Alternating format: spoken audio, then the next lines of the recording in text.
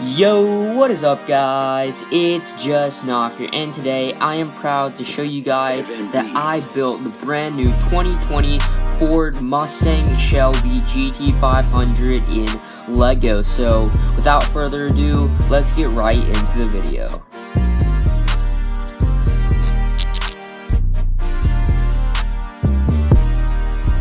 So yeah guys, as I said, this is the brand new Ford Shelby GT500 that they have pretty much unveiled. This was officially released a month ago, and I've honestly been wanting to build this car since about March of last year when it was released at the International Auto Shows. Not like fully released, the previews and little teasers were released at the International Auto Shows last year in 2018, and finally, when I heard that this finally released, like the official pictures, not all those concept arts and just speculation stuff, when I saw it, I straight immediately hopped on to building this. Now, since I wanted to build a Mustang since around a year ago, I've had a lot of time to come up with designs. So I pretty much took a lot of the designs that I came up with and kind of implemented them here. If I show you guys a little bit of the back, but I've been kind of thinking about some designs for the Mustang for a while, and a lot of you guys have been requesting that I build a Mustang, but I've just been waiting for the GT500 to be released so I could build this thing, and I am truly amazed with how this creation came out. Honestly, I've said this a lot about a bunch of cars like the Lamborghini Aventador, the Bugatti Divo, the Liberty Walk R35, but I truly think this is the best car I have ever made in Lego. I just love how it looks. I mean, just looking from the front, you can immediately tell that it is a Mustang, and I mean, this is the most accurate design I think you will see on YouTube in a Lego Mustang. I mean, this is just insane. Of course, it does have its like little specialities that kind of distinguish it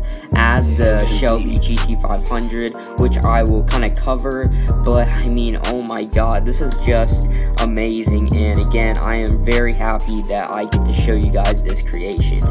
But like, kind of putting all my astonishment aside, now let's actually get on to the review part of this video. Now, I used a lot of techniques in this build. I did use a couple of illegal techniques. I feel like I put some cheese slopes in right there behind there to kind of fill in the gap. I will talk about this whole section in a little bit, but another kind of illegal technique I used is for the spoiler back here. I went with kind of like a simple technique, but I kind of just used these 1x1 vertical clips and attached them to this 1x6 plate. That's not really a legal technique that Lego would use, so I guess that's there.